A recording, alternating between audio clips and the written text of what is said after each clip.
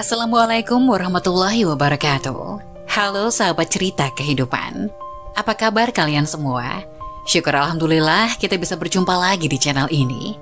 Salawat dan salam selalu tetap tercurah kepada junjungan kita, Nabi besar Muhammad Sallallahu Alaihi Wasallam. Tidak lupa kami sampaikan salam sehat, salam sejahtera. Semoga kita semua tetap dalam lindungan Allah Subhanahu wa Ta'ala. Seperti biasa, kita akan berbagi kisah dari yang unik, menarik, sampai bikin nangis. Semoga bermanfaat.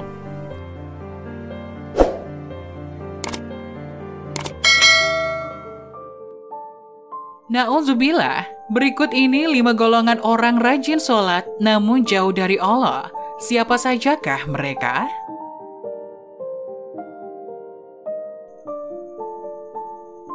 Ibadah sholat adalah tiang agama. Bagi mereka yang beriman, sholat adalah hal wajib yang tidak boleh ditinggalkan dalam keadaan sakit sekalipun. Dalam suatu hadis Rasulullah Shallallahu Alaihi Wasallam bersabda, sesungguhnya pertama kali yang dihisab, ditanya diminta pertanggungjawaban dari segenap amalan seorang hamba di hari kiamat kelak merupakan sholatnya. Bila sholatnya baik, maka beruntunglah ia. Dan bila mana sholatnya rusak, sungguh kerugian menimpanya.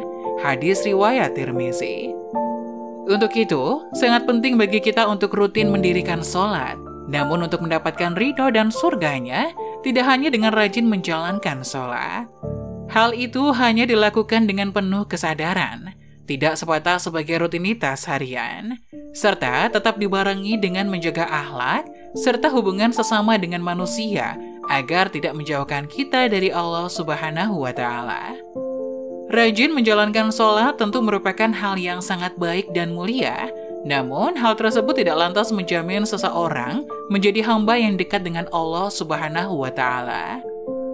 Lalu siapa sajakah orang yang rajin sholat namun justru jauh dari Allah Subhanahu wa Ta'ala, dan seperti apakah cirinya? Dikutip Bondawosonetwork.com dari akun YouTube NSBOR Channel, berikut ini adalah orang yang rajin sholat namun justru jauh dari Allah Subhanahu wa Ta'ala. 1. Orang yang lalai dalam sholat. Pada hari kiamat nanti, ada banyak orang yang membawa sholatnya kepada Allah Subhanahu wa Ta'ala. Kemudian mereka mempersembahkan sholatnya kepada Allah. Lalu sholatnya dilipat-lipat seperti dilipatnya pakaian yang kumal, kemudian dibandingkan ke wajah mereka. Allah tidak menerima sholatnya, bahkan ada yang celaka dengan sholatnya.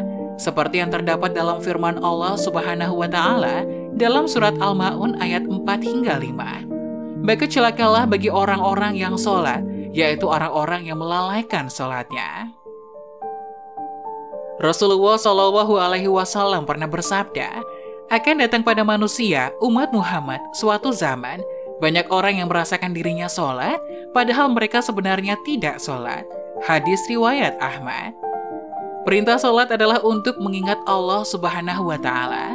Dikatakan dalam surat An-Nisa ayat 43, sehingga kamu mengetahui akan apa yang kamu ucapkan. Oleh karena itu, dalam mengerjakan sholat, tidak boleh lalai. Adapun yang dimaksud lalai adalah tidak mengetahui maksud apa yang dibaca dan apa yang dikerjakan. Apalagi jika kurang memperhatikan syarat rukun dan ketentuan-ketentuan sholat lainnya, maka yang diperoleh hanyalah payah dan letih. Rasulullah Shallallahu Alaihi Wasallam bersabda, berapa banyak orang yang sholat, keuntungan yang diperoleh hanyalah payah dan letih. Hadis riwayat Ibnu Majah. Jadi, meskipun merasa dirinya sholat, tapi hakikatnya tidak sholat dan ia tidak akan mendapatkan hikmah Allah Subhanahu wa Ta'ala. Sholat pun tidak menambah dekat kepada Allah, tapi justru sebaliknya. Rasulullah menugaskan, barang siapa yang sholatnya tidak dapat mencegah perbuatan keji dan mungkar, maka tiada bertambah baginya kecuali semakin jauh dari Allah. Hadis riwayat Ali Ibnu Ma'bad. 2. Orang yang suka menggunjing orang lain. Sahabat beriman yang dirahmati Allah, Allah Subhanahu wa Ta'ala berfirman, apa yang memasukkan Anda ke dalam sakor? Mereka menjawab, kami dahulu tidak termasuk orang-orang yang mengerjakan sholat, dan kita tidak pula memberi makan orang miskin, dan merupakan kita membicarakan yang batil bersama dengan orang-orang yang membicarakannya, dan merupakan kita mendustakan hari pembalasan hingga datang kepada kita kematian. maka tidak bertujuan lagi bagi mereka syafaat dari orang-orang yang memberikan syafaat. Quran Surat Al-Mudaththir ayat 42 hingga 48. Dalam ayat tersebut, salah satu penyebab orang masuk neraka merupakan karena suka membicarakan ketidaklebihbaikan orang lain. Orang yang mendirikan sholat namun suka membicarakan kejelekan orang lain, maka ia akan ditempatkan di dalam neraka sakor.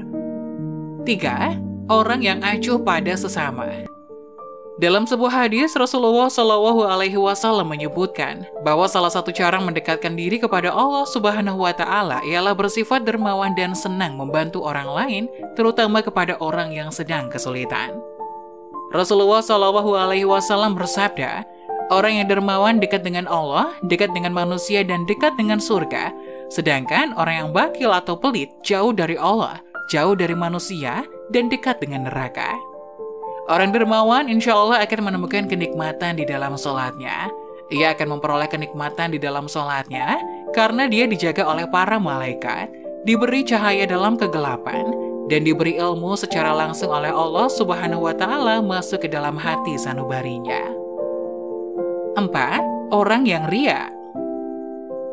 Sebab pertama yang ternyata mampu menjerumuskan seorang ahli ibadah tetap mendapatkan azab, bahkan menjadi penghuni neraka, adalah karena mereka ria. Hal tersebut terjadi apabila semua amal saleh yang dilakukan selama di dunia itu bukan untuk mencari ridha Allah, melainkan dilakukan karena ingin ria atau pamer dan mengharap pujian dari manusia.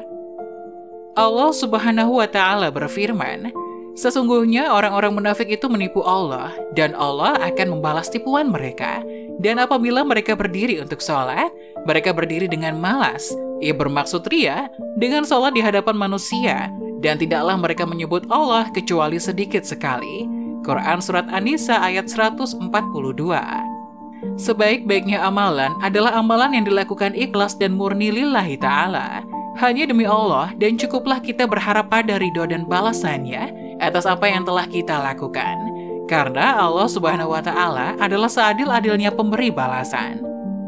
Menjaga hati dan niat merupakan hal yang harus kita jaga dalam melakukan apapun, agar semua amalan tersebut tidak berujung sebagai cambuk bagi kita yang membuat kita menjadi riya kepada sesama.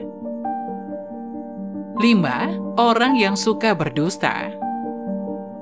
Berdusta merupakan salah satu dosa besar dan diancam siksa pedih di akhirat kelak. Di zaman semacam ini, kebohongan tampaknya sudah menjadi kebiasaan di kalangan masyarakat. Padahal sekecil apapun suatu kebohongan akan tetap dianggap sebagai dosa besar. Meskipun ada seseorang yang rajin sholat dan beribadah, namun jika lisannya suka berbohong, maka sholat dan ibadahnya akan sia-sia semata, karena kebohongan itu akan menghapus amal-amalannya. Jika ia mati dalam tidak bertobat kepada Allah, maka dia akan dimasukkan ke dalam neraka. Allah Subhanahu wa Ta'ala berfirman, sesungguhnya yang mengada-adakan kebohongan hanyalah orang-orang yang tidak beriman kepada ayat-ayat Allah, dan mereka itulah orang-orang pendusta. Quran Surat An-Nahl ayat 105.